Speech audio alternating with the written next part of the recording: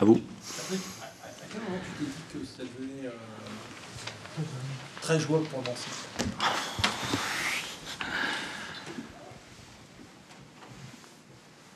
Le problème avec Marseille, c'est qu'ils sont très efficaces sur les coups de pied arrêtés et sur un coup de dé, ils peuvent en fin de première mi-temps, alors qu'on a eu quelques occasions, ils peuvent nous contrer. Donc on ne sait jamais.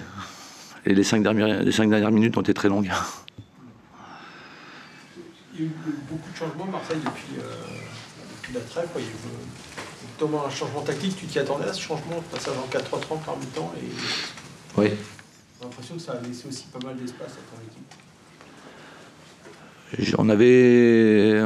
On savait qu'ils étaient en recherche d'un nouveau système.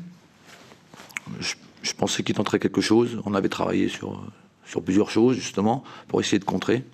Et bon, ça a plutôt bien marché. Bon, à un moment donné, pour vous, ça va mieux et ça dure. Comment? Globalement, on peut dire que pour vous, ça va mieux et ça dure. Oui, ça va un peu mieux, oui. Ça va un peu mieux. On a gagné 2 matchs d'affilée, ce qui ne nous était pas arrivé depuis très très longtemps. Ça dure, c'est encore un peu tôt pour le dire. En tout cas, ce qui est formulé avec Nancy, c'est qu'il a repris espoir et que, en gros, le maintien est quand même très jaune. Ouais, mais c'est ce que je dis, il faudra durer. Le problème, c'est il nous fallait une série de 3 victoires, ce qui n'est pas encore acquis, loin de là, puisqu'on a un match très difficile contre Reims la semaine prochaine, qui va être un match forcément très important pour les 2 équipes.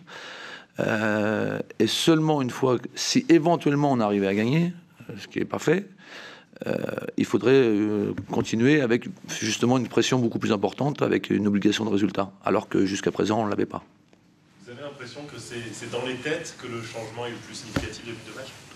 Je sais pas, oui, certainement, mais ça c'est pas à moi de le dire, c'est aux joueurs de le dire.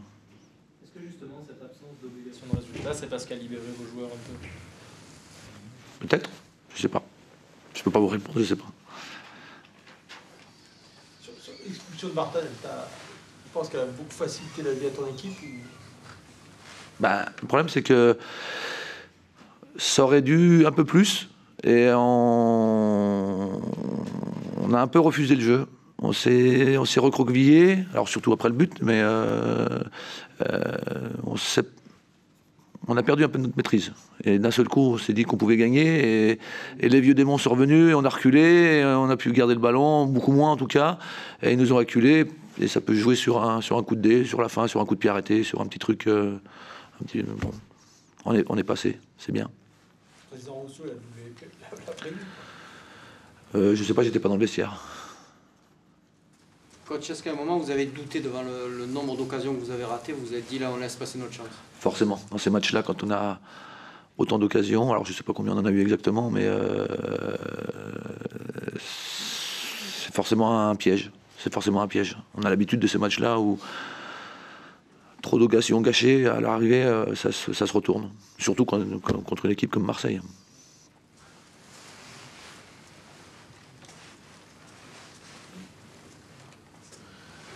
C'est bon? Merci beaucoup. Je vous dis pas bon week-end, c'est terminé.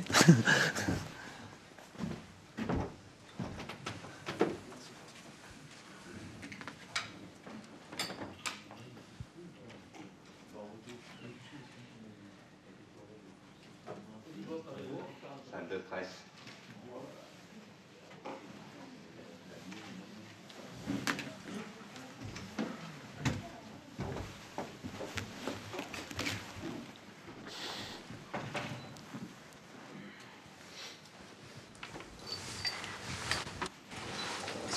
Au-delà de la défaite, est-ce que tu attendais une telle prestation de tes joueurs?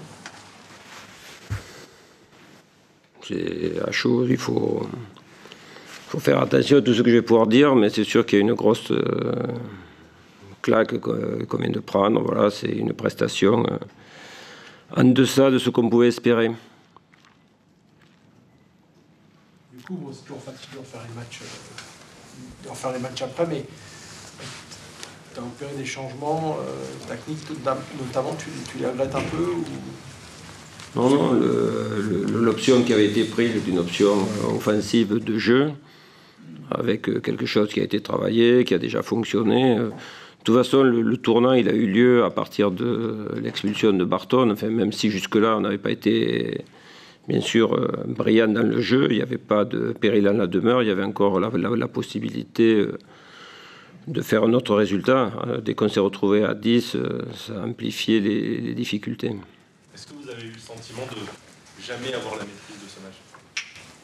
J'ai eu le sentiment qu'on n'a pas été simple dans nos transmissions, qu'on a beaucoup compliqué au lieu de jouer de première intention. Ensuite, j'ai le sentiment que Nancy est dans une situation où, sans retenue, il joue son va-tout et ça lui réussit. Il y a une grosse dynamique qui s'est mise en place depuis quelques matchs et on l'a ressenti. Voilà. Maintenant, même par rapport à cette dynamique, on devait faire beaucoup mieux.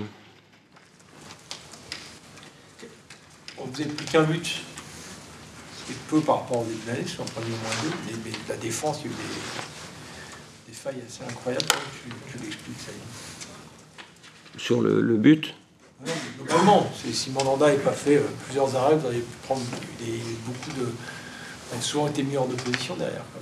ouais, encore une fois, que ce soit les deux attaquants adverses ou même l'ensemble de leur équipe, on s'est retrouvé dans des situations de contre où notre adversaire, en 2-3 passes, avait les joueurs de vitesse qu'il possède, ont pris le dessus sur ses contres par rapport à notre position, etc. C'est une situation assez évidente sur les contres, surtout quand il y a des joueurs de vitesse comme ça.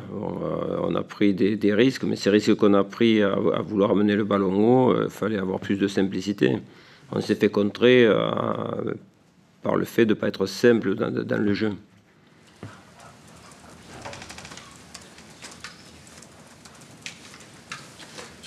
Sur Barton, tu en parlais un petit peu tout à l'heure.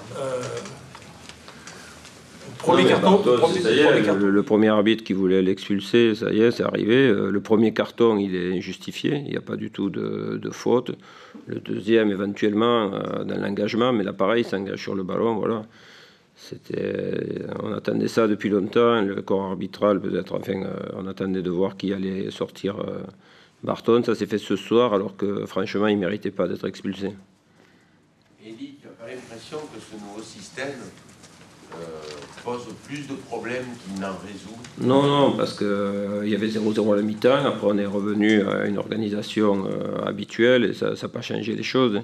Les systèmes, ils sont de l'animation, on ne va pas s'apesantir là-dessus, surtout qu'en face, c'est pareil, c'est un système inhabituel avec 3 défenseurs centraux, des jambes plus haut sur les côtés. C'est quelque chose qui répondait vraiment à cette situation avec 3 joueurs offensifs et un milieu à 3. Il vous a beaucoup gêné ce système? Comment? Il vous a beaucoup gêné justement le système? Non, puisqu'on a utilisé deux formules entre la première et la deuxième mi-temps et on n'a pas trouvé les réponses dans les deux cas. C'est la prestation de l'adversaire et notre manque de simplicité qui a fait la différence. Voilà.